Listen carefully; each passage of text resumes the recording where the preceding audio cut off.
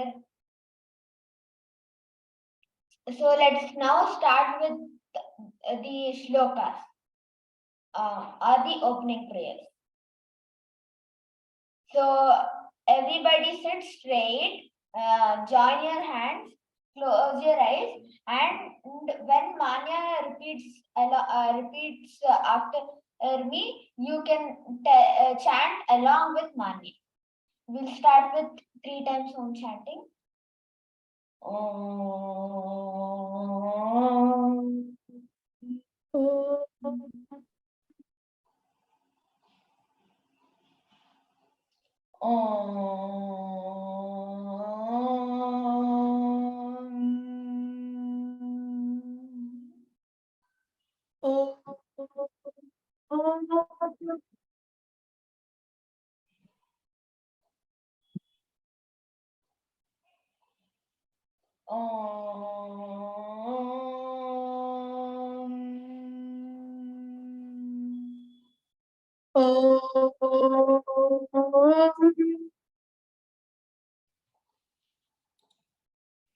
Om Namo Bhagavate Vasudevaya.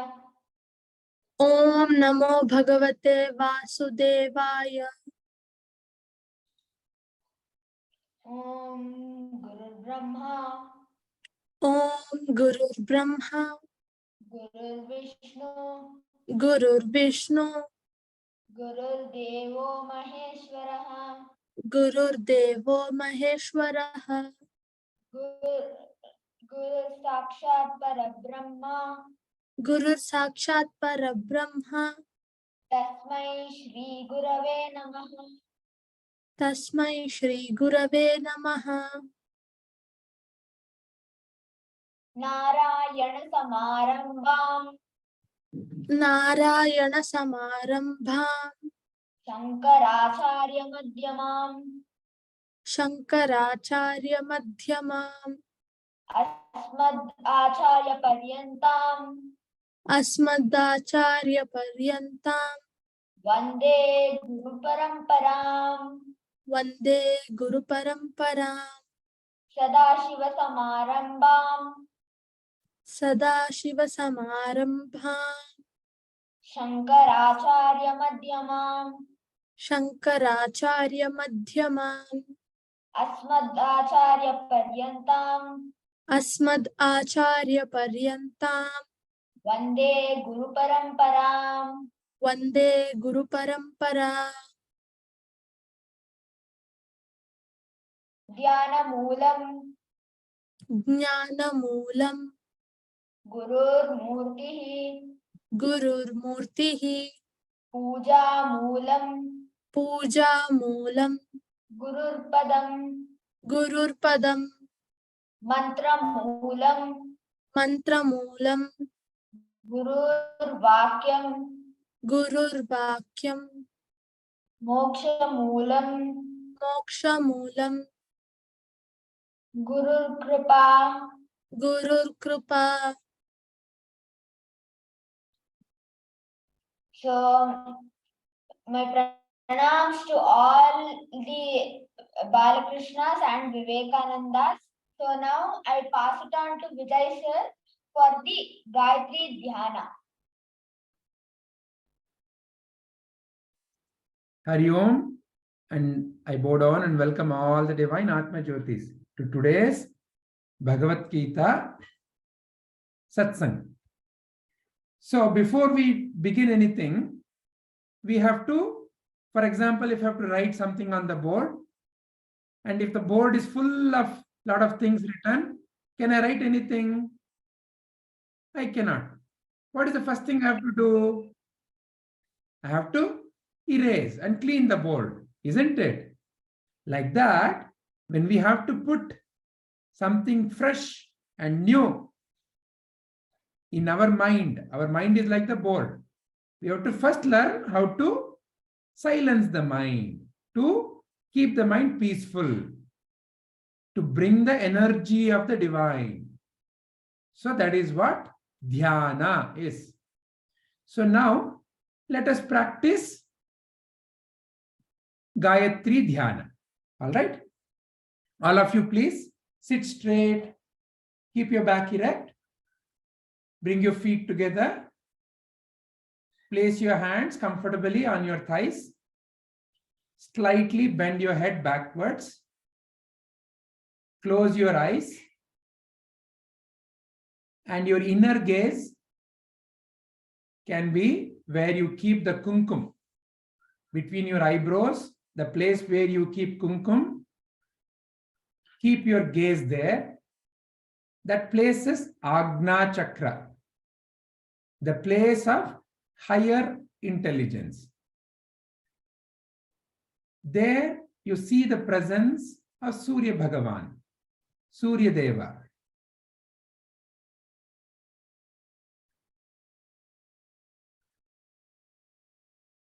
Offer your respects and gratitude to Surya Deva. Whatever we are enjoying on this earth is all due to the energy of Surya Deva. What you eat, what you wear, everything comes from earth, and the source of energy for earth is Surya Deva.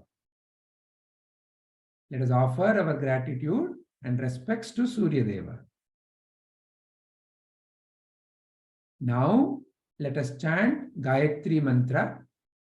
Gayatri Mantra is to invoke higher intelligence in each one of you.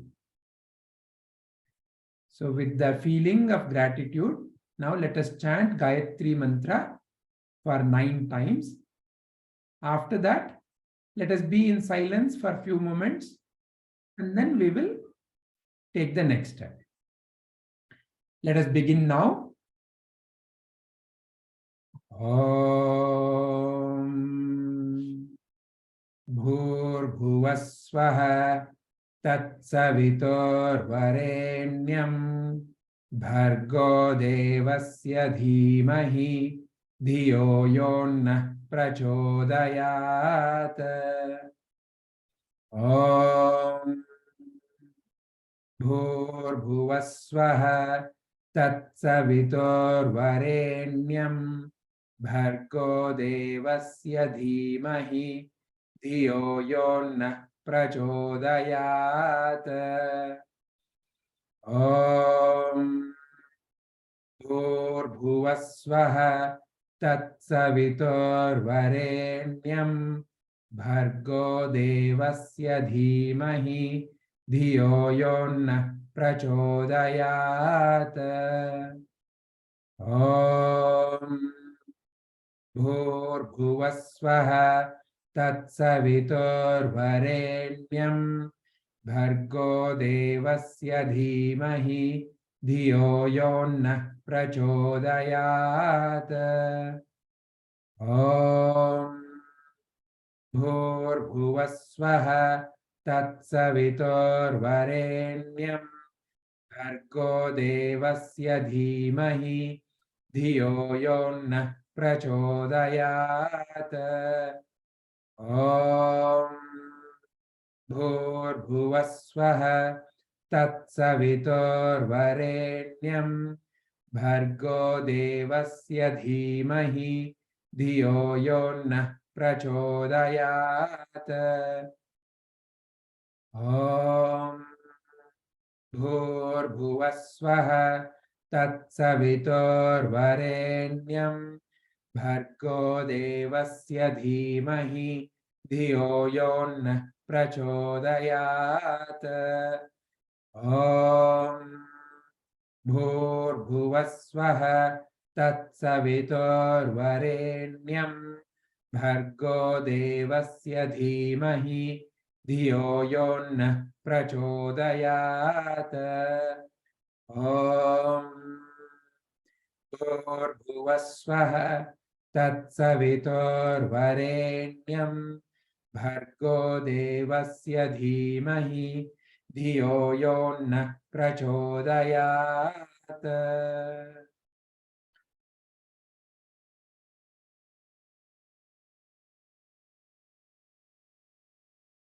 Be in your natural silence.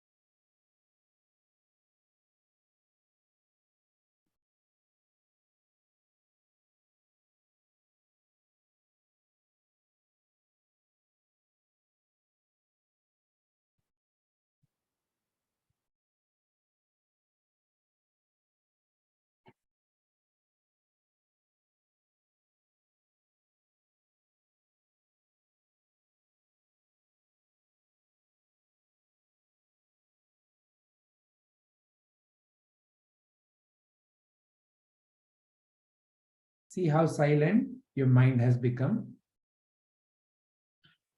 A silent mind is like a clean whiteboard.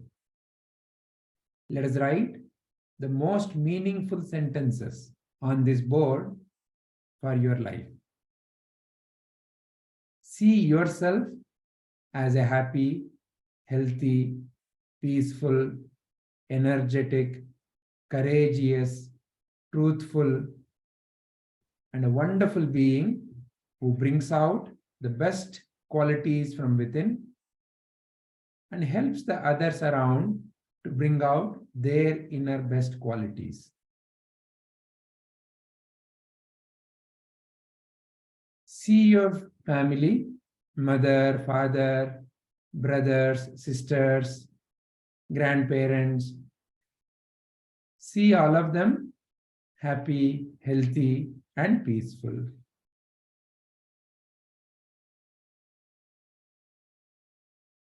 See your friends, relatives, neighbors, all the known people.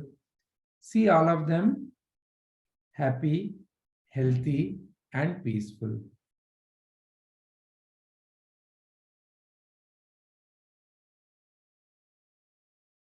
See all the people in the world, whether you know them or not.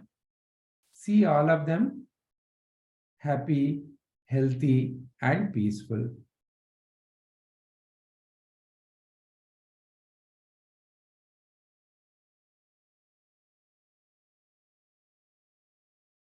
Now see all the beings, birds, animals, plants, river, mountain, stars, galaxies. See the entire existence happy, healthy, and peaceful.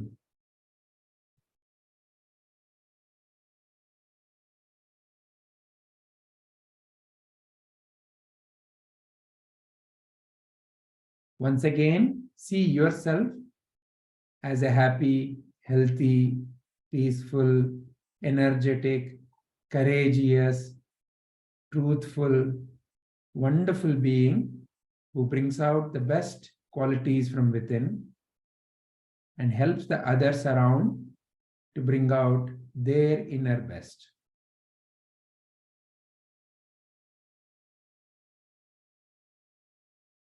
Become aware of your breath.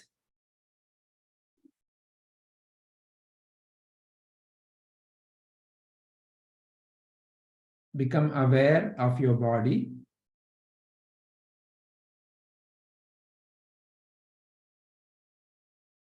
Become aware of your surroundings.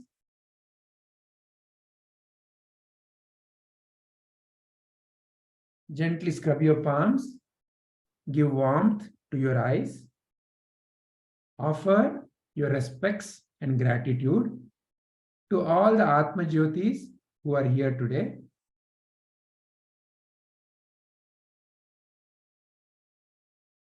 Gently open your eyes.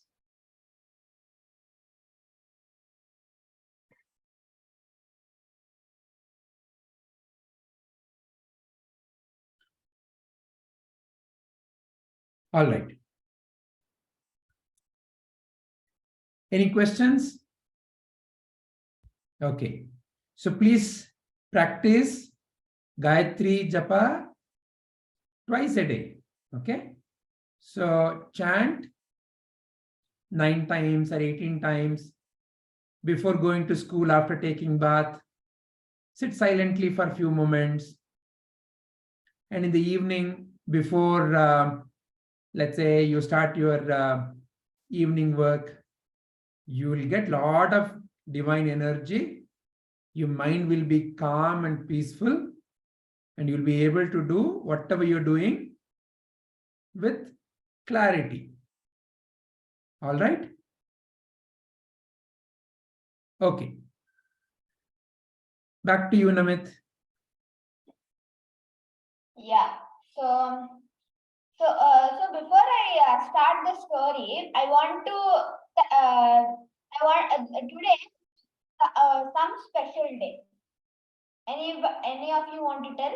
This is not related to the story. or today's class, but still it's a national festival.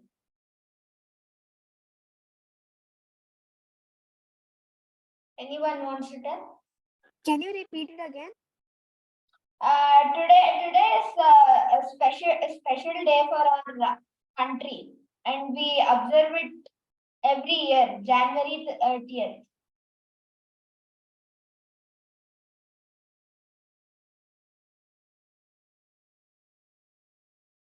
Anybody wants to take a guess?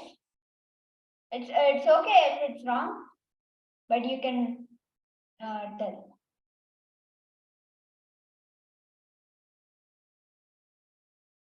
Okay, fine. Let me give you a clue. This day we celebrate the sacrifice, and this was the day a person, a freedom fighter of our country died in 1948.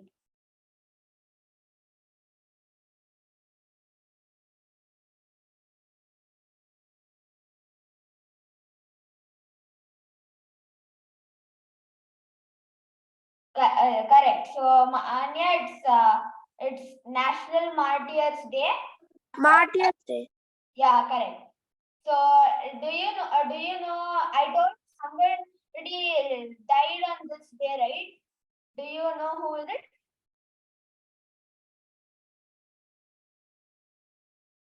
Let me give you a very close clue. He was the father of our nation.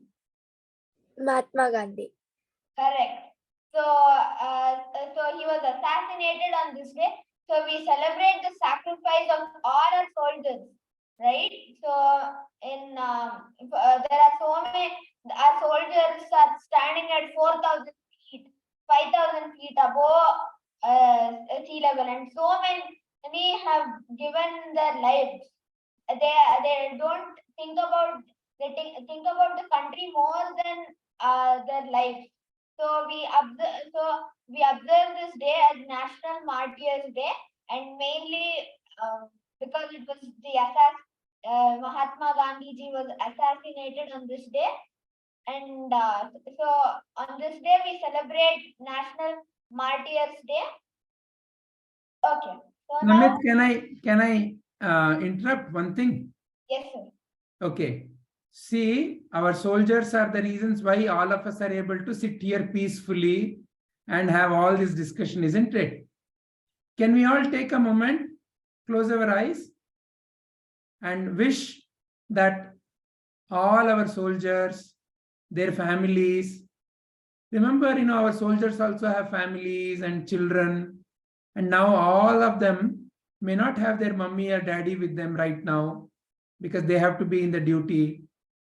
So let us wish, may the best happen to all of their families. May the soldiers be safe and sound.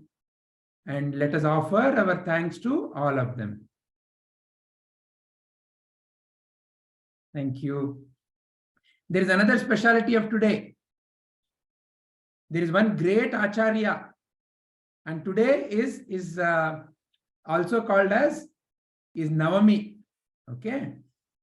Madhvacharya Navami. Today is Madhvacharya Navami. So there are three great Acharyas. Shankaracharya, Madhvacharya and Ramanujacharya.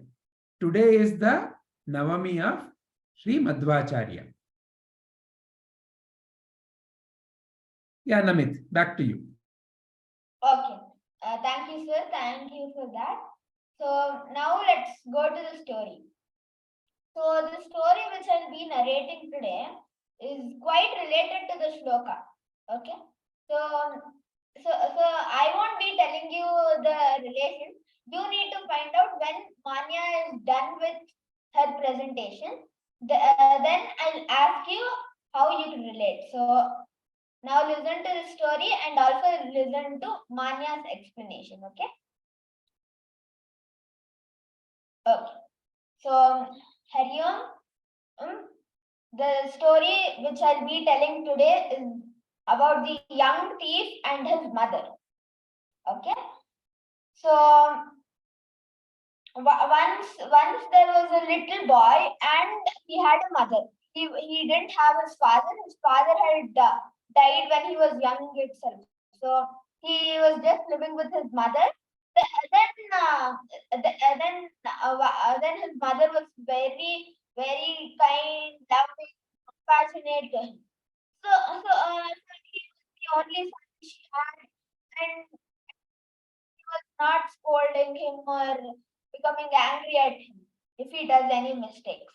So once he stole his friend's book. Then his mother didn't do anything. She didn't even scold him. She didn't even tell a word in a normal way that it's not a good thing. You shouldn't be doing. She didn't tell anything like this. She just, oh, okay, he's my son, and she was blind mentally. She didn't understand the mistake which her son was doing. And then slowly he was starting to do like to steal big things. Then he stole a cloak. You might have seen in the haircut and all. They put that cloth kind of thing on your clothes so that the hair doesn't fall. So slowly he stole that and many other bigger things. In adulthood, he stole more precious things. Right? So in adulthood, there are so many precious things: gold, money, and many more. He was stealing things which had great value. Then he was caught by the police. And he was given death sentence. Death sentence means he was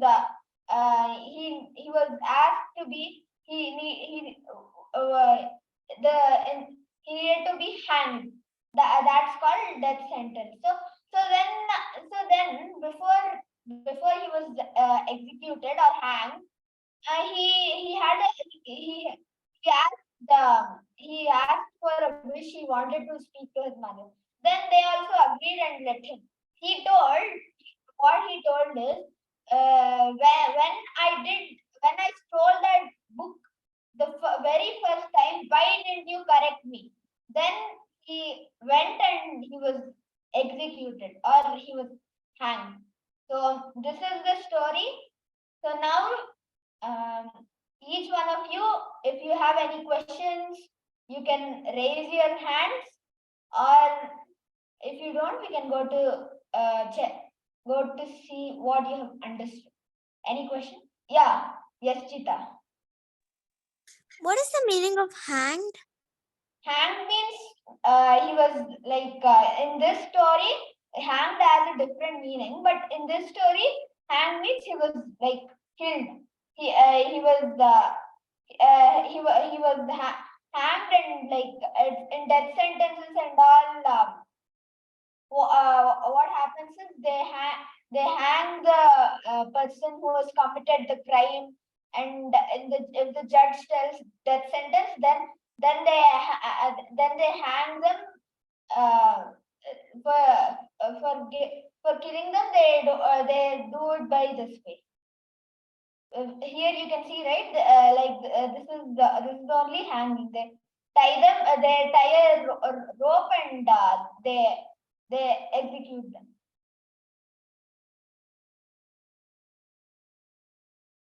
Are you clear, Yashika?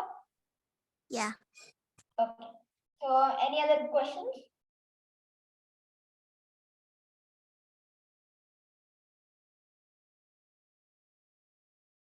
Yes, Vidisha. Go ahead. Can you please tell what happened after? Because I got disconnected. Yeah. After the thief told his mother that why didn't you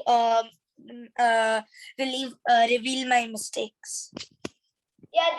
Then he just then his mother was cried, and she was unhappy because his son was being hanged. So then no conversation happened. Then he was taken for execution. Thank you. Okay, fine. Do any of you have a question? Okay. So now let's see what you all have understood from this short and meaningful story. Who wants to go first? Yes, Vidisha. What did you understand from the story? I understood from the story that even though you have one son or anything, that doesn't mean that you let him do whatever, even though he creates a crime. That doesn't mean that you only leave him like that only. You have to, of course, like tell him that he did a mistake, why he shouldn't do that, and all. Excellent, excellent. So now let's move on to Yaschita. What did you understand from this? We should correct mistakes, or they'll make even bigger mistakes that can like create a crime scene like the story. Excellent. True. We need to correct mistakes. Mistakes at the early stages. We shouldn't drag our mistakes. We should correct it as early as possible. Excellent. So next, who wants to go next?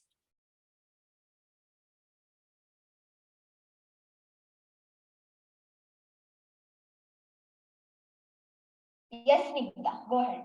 I understood that you should always correct mistakes at the past, so in the future, like the things won't become bad. Can you repeat, Nikita? There was some background noise. So you at the past itself, you should like correct all the mistakes. So in the future, it's like what do you say? Does it?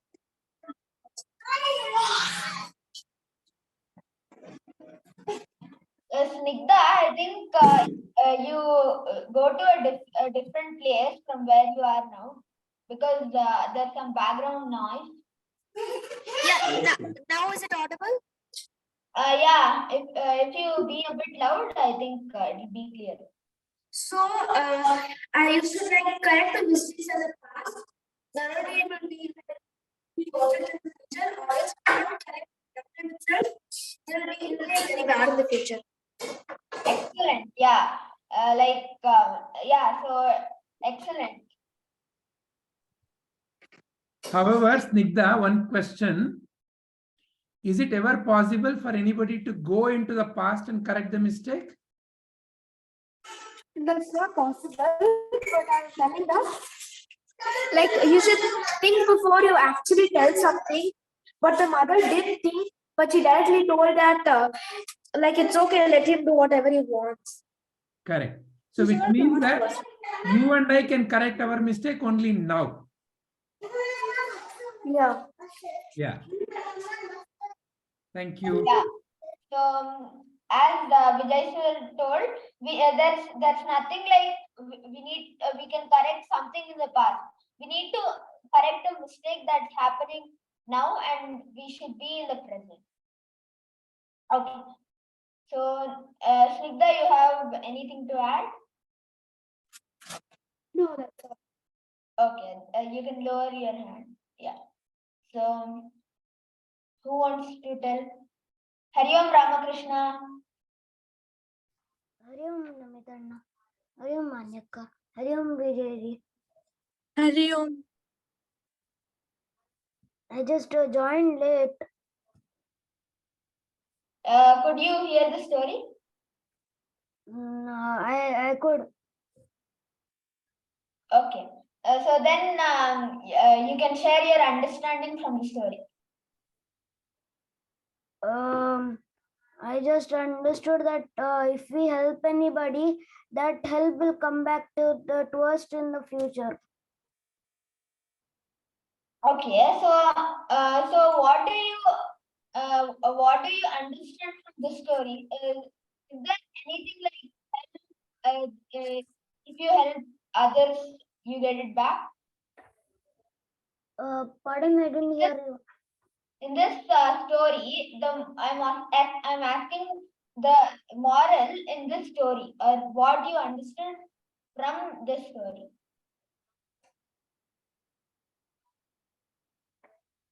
I just understood that actually I didn't. I heard a little bit. I heard that the thief and his mother. That's all. Okay.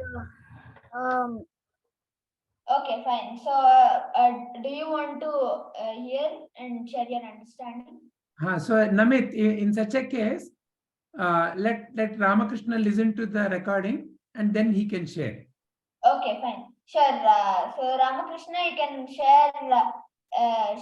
You can listen to the recording. It will be posted in the WhatsApp group. Then you can share your understanding in the next session. Okay. Okay. So now who wants to go next? Bhuvan and Darshak. Darshak and yeah. Bhuvan, you want to tell?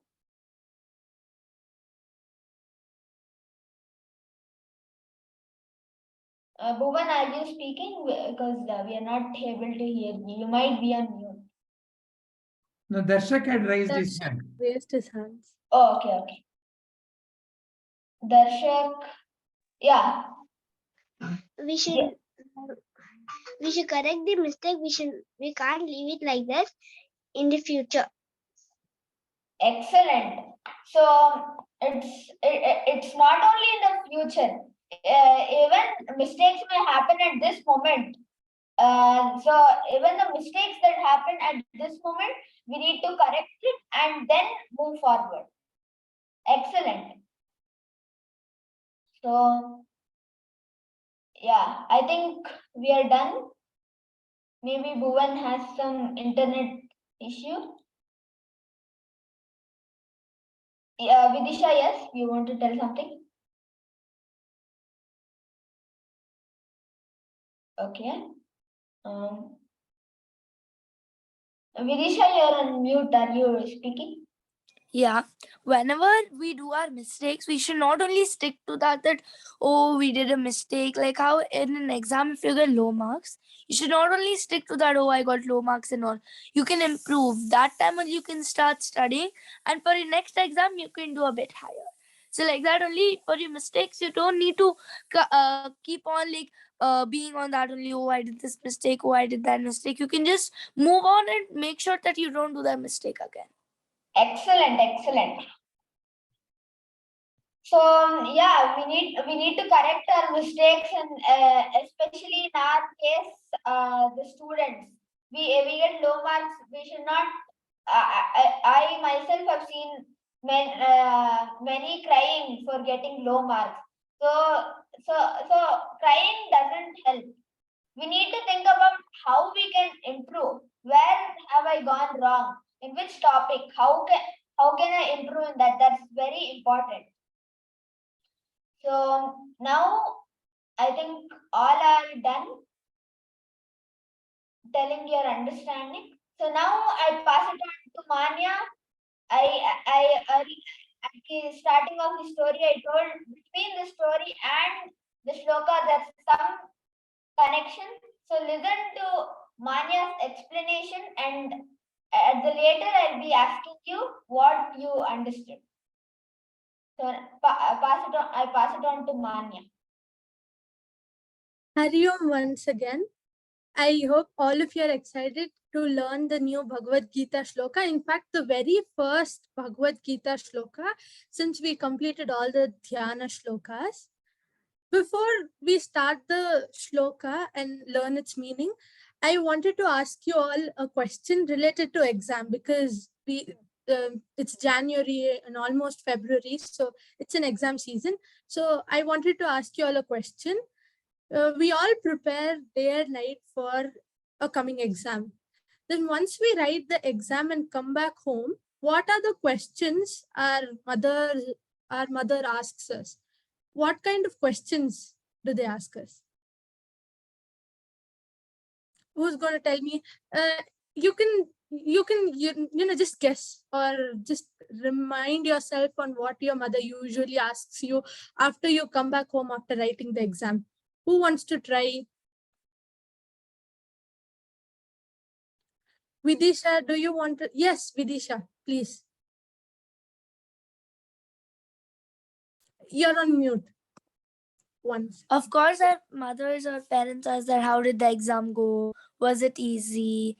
Were you able to do all the questions right or not? And all. Okay, very good. That's the answer I was looking for. Very good. I see that Snigdha also raised her hand. You can also add Snigdha. So basically, the most commonest question is that the last, how was the exam? Was it easy? These are the most common questions they would usually ask, and also they would also ask like, "Are you positive that will you like ace in the exam? Will you like get good marks? Like, are you sure? Like, are you positive?" And of course, we would say yes because we are positive. Right. That very good, Snigdha and Vidisha. Both of you gave wonderful answers. So yeah, so the answers I got were from both Vidisha and Snigdha. Our mothers usually ask us, how did your exam go? Was it easy or hard? What do you think is the outcome of the exam? Did you do well? Are you positive about it? So these are a few questions. Now, without further ado, Even let's... Eschita had raised her hand. I am so sorry I missed you. Yes, Chita, please, please unmute and answer. It's okay. The other person told the answer which I wanted to say. Okay, so it's because our mothers usually, most of our mothers usually ask the same thing. So I can understand. So without further ado, let's start with the Bhagavad Gita shloka. I'll come to this in some time. Who wants to repeat after me? Okay, Vidisha. Yes, yes, Vidisha. And you may please unmute and repeat after me. Also, I request each one of you to please join your hands, keep your back straight, close your eyes, and repeat after me along with Vidisha.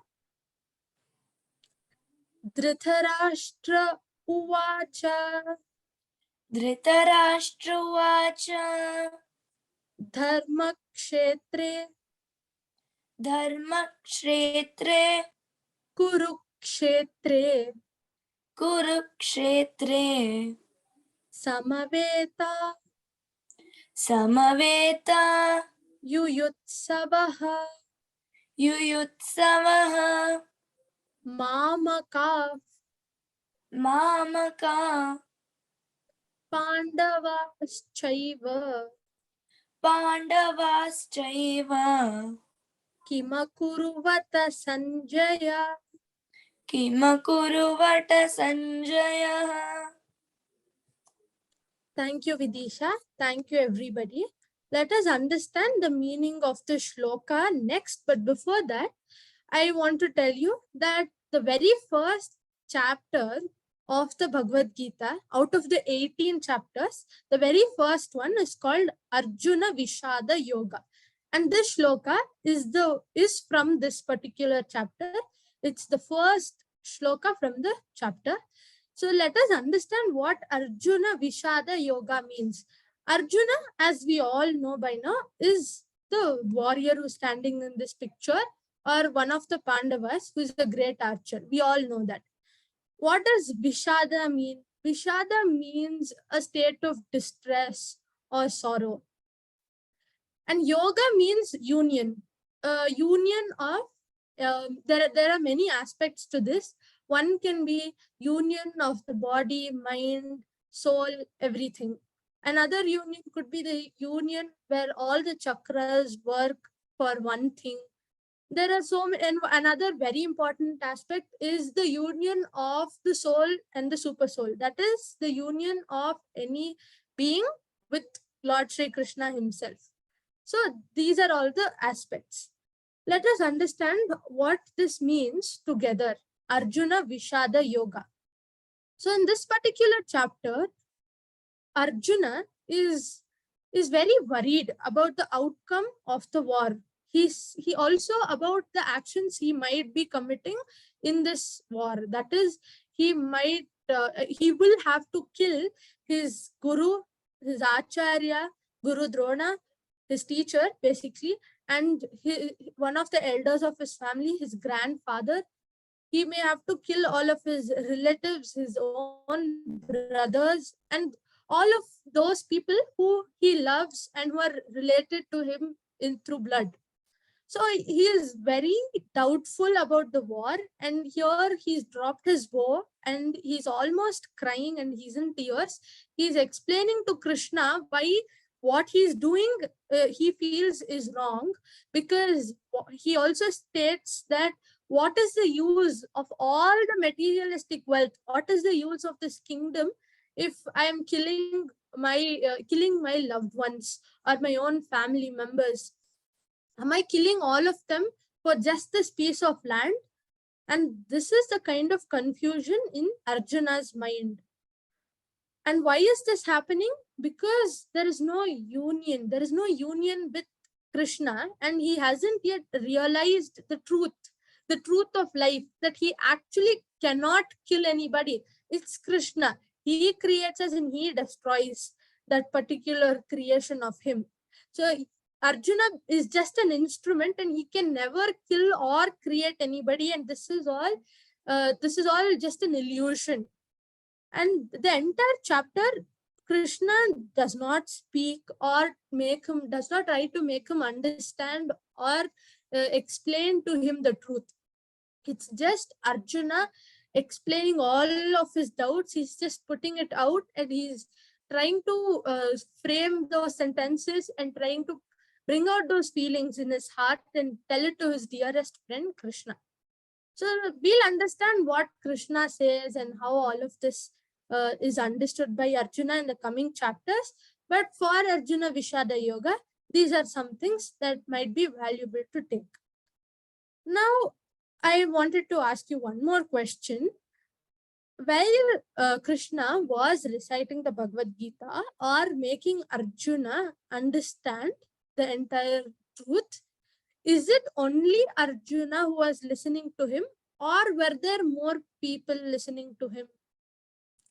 The answer is, it was not only Arjuna, but also Dhritarashtra and Sanjaya were listening to this conversation between Krishna and Arjuna. But how Dhritarashtra and Sanjaya were in the palace, but how did they listen to this conversation, which was far away in some battlefield? Yes, Ramakrishna, you want to share something? Vedavyasa Maharishi actually gave Sanjaya the Divya Drishti, what will happen in the future. So Dhritarashtra and Sanjay is knowing what is going on the battlefield. Excellent. Very good, Ramakrishna. Your answer is correct. So that's right. So Dhritarashtra wanted to see. So this battlefield was this entire war was a very grand one, where there were so many people participating, and almost all the kingdoms were somehow involved, and all the kings were involved and were participating in the war, at least most of them. And and the ones who were left out were at least viewing this entire war. And Dhritarashtra also wanted to see, or at least get to know what is happening in the battlefield. So just like how anything important that is happening in the world, you get to see a live coverage in the television, in some news channel, the same way, Sanjaya was narrating everything, each and every incident, small or big, to Dhritarashtra, which also included the conversation between Krishna and Arjuna. And just like how Ramakrishna said, he was able to see all of this because he was gifted, or he was being blessed by Vedavyasa Maharishi with this Divya Drishti, or this divine eyesight, where he could see anything in the world which is happening anywhere, in any place of the world. This was about how Dhritarashtra could see what is happening in the war field. Now, another question is, when the Bhagavad Gita was recited, we know the condition of Arjuna before, and we also are aware about the condition of Arjuna's state of mind after the Bhagavad Gita. He transforms into a more elevated person. He has a good mindset. He's more confident on the actions he's committing. He knows his duties, his dharma.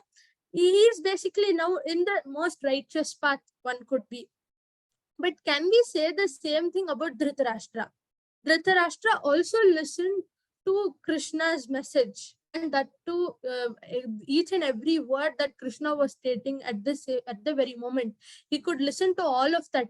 Yet, one instance I would give was he was ready to kill Bhima, one of the Pandavas, after the Kurukshetra war. Right?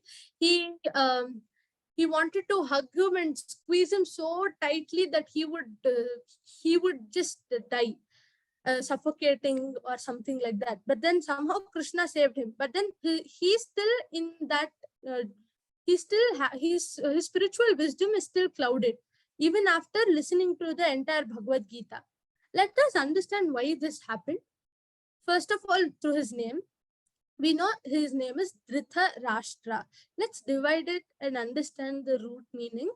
Dhrita somehow means dhrita or determined or the firm belief that he has. And Rashtra means a nation or a country, but we know that any nation or a country is basically made from the boundary. So you cross this boundary, you're in that nation or country, you are this side of the boundary, you're in this particular place. So Rashtra means nothing but boundaries. So what does this mean? His name together, it means that he has this firm belief on boundaries. But what kind of boundary? Boundary saying, me, this body, it's me, my wife, my children, my family. And this me, this particular me boundary that he has, that is what means Dhritarashtra. And his belief is so firm that even when Krishna is trying to explain the Bhagavad Gita, he is still unable to understand and apply it in his life, because he is almost shutting his ears to what Krishna is saying because of these boundaries he's created for himself, and that firm belief that what he knows is correct and what Krishna is saying may not be true because it is contradicting his beliefs, and what he believes is true, and that is it. There is no say in that. So this is the reason why Dhritarashtra could not really apply or learn anything from the Bhagavad Gita. So our mindset should be an open one, where we'll be open to understand what Krishna is saying through the Bhagavad Gita, and not just accept blindly whatever is stated here, but question. If you have doubts, genuinely question and try to understand, just to become a better person, just to understand the truth, just like how Arjuna has done many times in different shlokas in the Bhagavad Gita. We can see instances where Arjuna asks question to understand it better. So this should be the right or the ideal way of learning the Bhagavad Gita. Moving forward to the shloka that we just chanted, let us see the meaning of the shloka.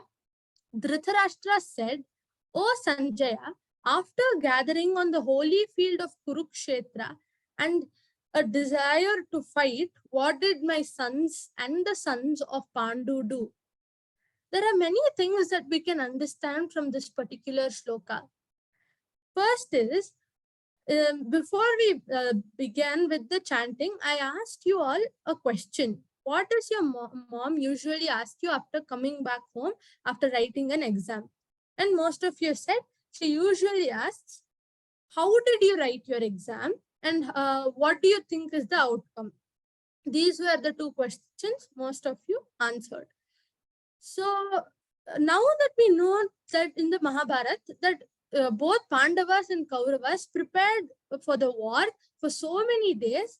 They gathered more and more soldiers. They expanded their army. They got more kings to fight for their side. And after all of this, they and they had this special day where they went to the Kurukshetra and assembled there. Now, isn't it obvious that they've done all of this to fight, and they would obviously be fighting in the battlefield? But still, why did Dhritarashtra ask Sanjaya, what are they doing? What are my sons and the sons of Pandu doing? And why did he not ask the very obvious question, which is, how is the war going on? Who is in the winning situation? Or what are they battling? What is their arrangement of the army? Why did he ask such obvious questions? And why did he ask this question, which the answer to this question seems very obvious? They're fighting, right? Why did he ask, what are they doing? He said this because in the shloka, he mentions Dharmakshetre Kurukshetre. So Kurukshetra is basically something that's very dharmic. It's also believed that it's a sacrificial, it's like whatever happens there, it's a sacrifice to the celestial being. So all those who die are nothing but sacrifices to the celestial being. Basically, Dharmakshetra means that what happens there is very dharmic, and the ones who win is nothing but the side of the dharma always wins there. And that is how holy this field is, the Kurukshetra. What Dhritarashtra is fearing is that his sons, the Kauravas, who enter into this battlefield, the battlefield that is Kurukshetra or the Dharmakshetra, influences their mind into thinking rightly, into having these feelings that killing his brothers or cheating them for this piece of land and kingdom, which rightly belongs to the Pandavas, taking it away is wrong, and fighting for it is even more wrong. So the battlefield, which is so dharmic, might influence their mind into thinking so, and to come for a truce, a peace truce, where they might divide the kingdom, which would lead to the Pandavas still being alive or coexisting with the Kauravas, which would just create more problems in the future, with the Pandavas being a competitor to the Kauravas. This was the fear in Dhritarashtra's mind, that the Dharmakshetra might influence the minds of his sons. That is the first thing that we can understand. Secondly, he mentions, what did my sons and the sons of Pandu do? This particular sentence shows how bad this state of mind of Dhritarashtra is, because even Pandu's sons are his son, right? Because Pandu is no more, and he basically took their responsibility, and hence Pandavas also become his son. But he's always seen them as somebody who is alien to them, or someone who is not a part of their family, and only his sons are a part of this family. And he set this boundary that the Kauravas are my family and the Pandavas are not my family. They're alien to us. That is the kind of mindset he has, which is very disturbing. And this entire shloka shows why Dhritarashtra has come to this state, and how he has not really, and the reason, like, why he hasn't inculcated good things or good ideas into his children's mind is because he doesn't have all of them in his own mind. To give someone something, you need to have that something in the first place. When you don't have it, how are you going to give it to somebody? So when he himself doesn't have those good beliefs or good ideas, how is he supposed to give all of them to his children? And that is the reason his sons are just as adharmic as him. Also, he believes throughout this Mahabharata that the only reason why he couldn't be a king, or why his ministers or his subjects did not allow him to become a king, is because he's blind. But that is a very false belief that he has. The true reason why they did not allow him to become a king is because he did not have this good feeling towards his people. He was wicked in his mind. He was blind in his beliefs. His heart was blind and not really and the people did not think he was blind with eyes only, but also his heart and his mind, all of his thoughts, they were all blind. And that's the reason they did not want him to be a king. And this was never realized by Dhritarashtra, at least not until this war.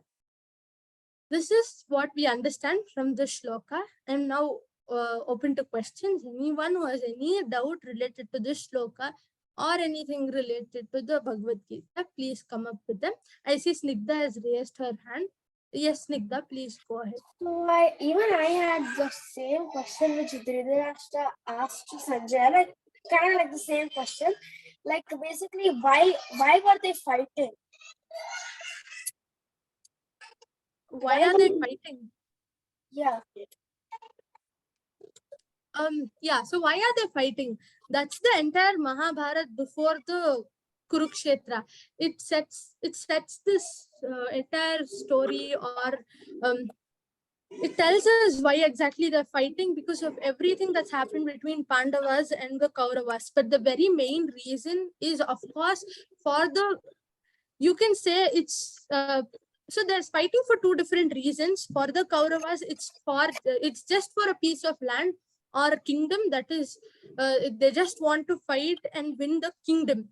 But that's not the same thing for the Pandavas. They are fighting for something that is right. They're fighting for dharma. So this is the reason why they're fighting. They have different reasons. Did that answer your question? Yeah. Thank you. Yes, Ramakrishna, you had a question. Yes, I did not know why. I did not know why was Arjuna really sad about it. The same question matters to me about that Arjuna, which Arjuna asked Krishna. Have we have to? Or some people may die, and people may be sad. Actually, Arjuna's question was right. Right. So what is your question? Is it why is Arjuna sad, or Arjuna sad for the right reason? Both. Both. Okay. The first question, why is Arjuna sad? It is very um it is very obvious for someone who has a good heart or is fighting for dharma, who has good beliefs and who thinks of his family or all the people as his own. Then it is very right to have that feeling, because whatever Arjuna was, he was a great archer, and the reason for that is his guru, definitely Guru Drona. He has supported and he has made him a great archer, and the blessings he has and the support he has received, and also everything that he's learned in life, there is a great there's a great support that he received from his grandfather as well, and who's Bhishma. So when he sees all of these people whom he has loved and whom he has been devoted to throughout his life, if he has come to a situation where he has to kill them, then it is very right that he got this feeling where he's feeling bad to actually go do that. And I think most of the Pandavas actually had this, but Arjuna had it in a very large extent, and he shared his feelings with Krishna. That is the answer to the first question. The second question, whether it is right, like what Arjuna said, it's right that many people are going to lose their lives, and that would lead to a lot of sorrow, and he shouldn't be killing his teacher, he shouldn't be killing his grandfather. The answer to this question lies in the coming 17 chapters. Would you like me to just disclose the climax to you right now at this stage and tell you the answer? Or do you want to wait and be excited to the answer that is going to unfold slowly in a very nice manner through the shlokas that we are going to understand and contemplate in the coming classes? I'm ready to wait. Okay. Any more questions? No. Okay. Anybody else? No. Okay. Yeah. So you may each one of you may please come up and share your understanding and takeaway from the shlokas.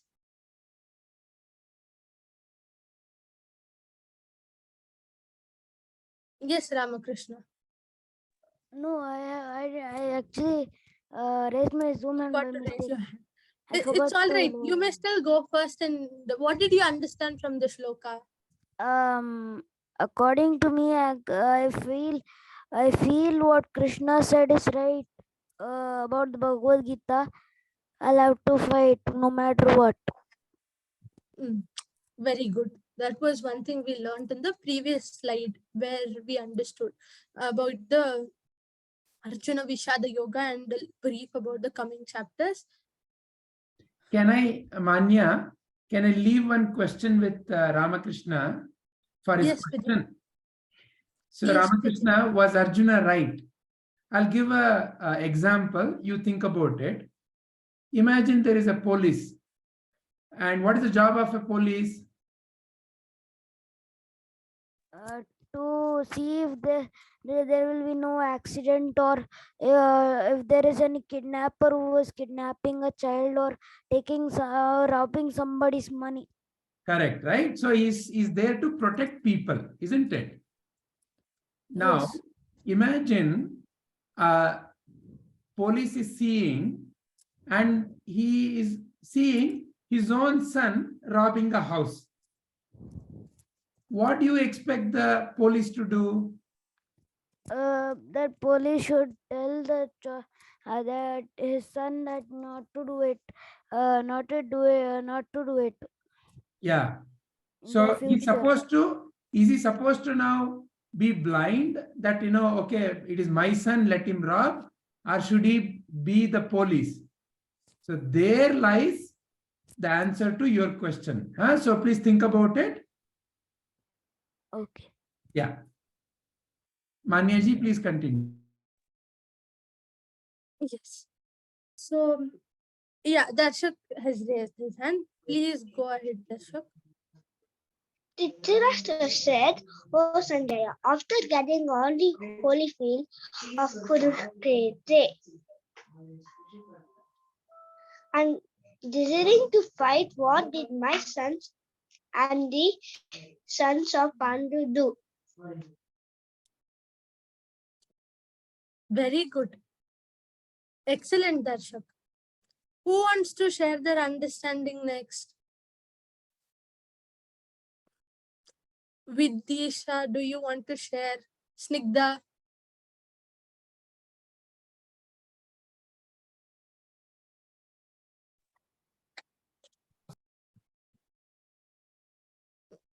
Yes, Snigdha, go ahead. So You can, basically, yeah. chapter 1 is Arjuna Vishada Yoga, and this chapter tells about the confusion of Arjuna. So basically, he has to okay, he has to kill his his loved ones, like his teacher, his grandfather, basically like his friends, his brothers and all. So he has to kill them, but he doesn't really want to kill them. So Sanjaya, he can see like everything which is happening in the world. So the Dhritarashtra wants to know like what is happening in the battlefield, and so he asked Sanjaya, after gathering in the field of Kurukshetre and their fight, and for a direct fight.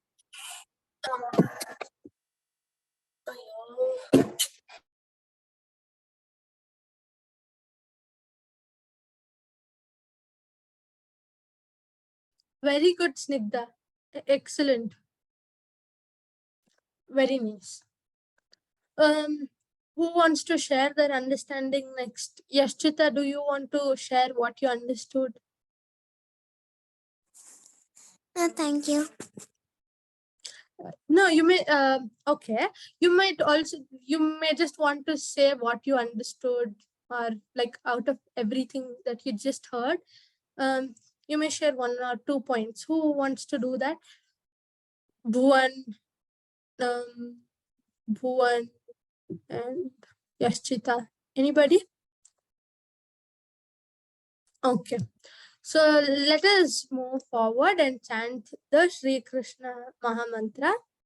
Please chant along with me with your hands folded and your back straight. Hare Krishna, Krishna Krishna, Hare Hare, Hare Rama, Rama Rama, Hare Hare.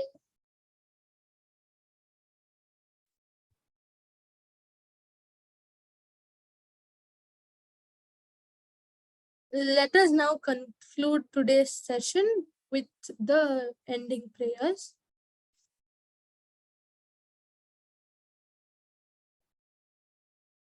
Namit will be leading. Yeah. So wonderful session. So if you heard Manya, and now you can, I think you can connect what Manya told to the moral of the story which I had told. So you already it's time up, so you can just unmute and tell the relation found in this in the story of the mother and the thief and the shloka.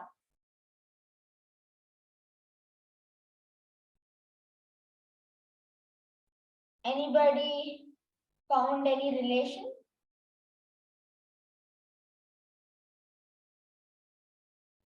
Okay. So let me tell you the relation. So in the story which I told you, there the mother was physically blind. Sorry, mentally blind. And also here Manya told us that even Dhritarashtra was considered mentally blind. You may by now you may know why Dhritarashtra is mentally blind. But let me tell you why she was why the mother of the thief was blind. Because many of you told that she didn't find his son's mistakes and all. So yeah, that's true. She didn't. She just thought she was so compassionate. I'm not telling she doesn't need to be compassionate towards her child, but she needs to find out the mistakes and correct him from doing mistakes like that. So the same way Dhritarashtra also, Duryodhana, whatever he asked, he didn't see anything. Oh, he asked, my son asked. He even didn't think twice. He just, oh, okay, fine. Without even thinking, he just would say yes, yes. He was mentally blind. His sons were making mistakes, but still he was he was he didn't recognize those mistakes. That's why he was not only physically blind, but it was also mentally blind. So we can connect the mother of the thief and Dhritarashtra in this. I hope all of you are clear. If you have any questions, doubts, you can quickly ask. You just can unmute and ask instead of raising hands. Okay. So now to the ending prayers. I'll just share my screen. And Namit, you can chant continuously and we will all follow you. That's all. Huh? We don't, no need for repeating. Okay.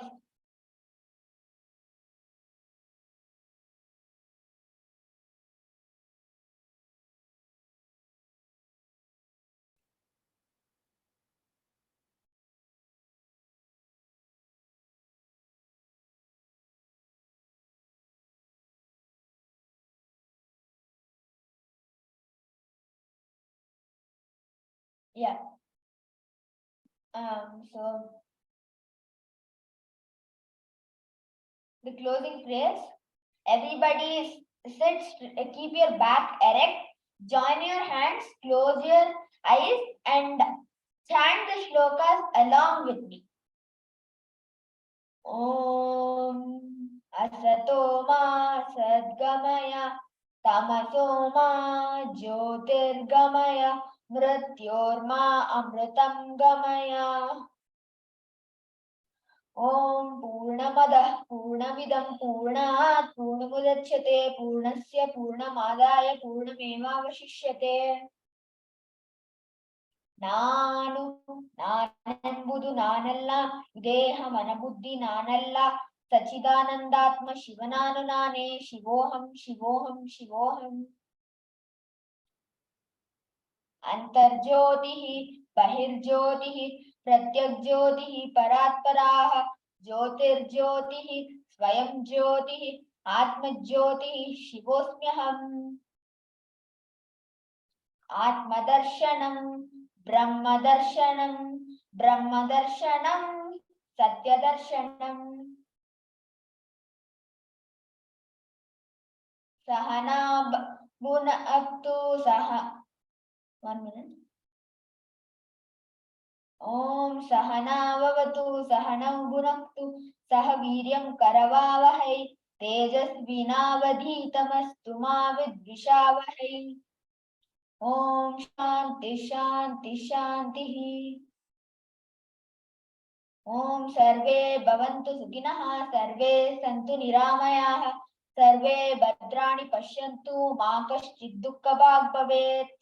ಸರ್ವೇಷಾಂ ಸ್ವಸ್ತಿರ್ಭವತು ಸರ್ವೇಷಾಂ ಶಾಂತಿರ್ಭವತು ಸರ್ವೇಷಾಂ ಪೂರ್ಣಂ ಭವತು ಸರ್ವೇಷಾಂ Mangalam ಭವತು.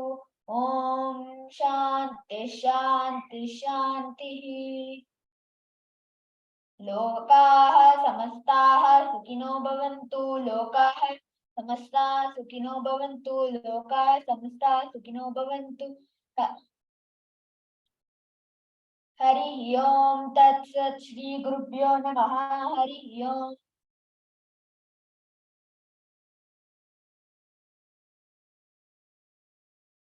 Hari Om to all the Atma Jyotis.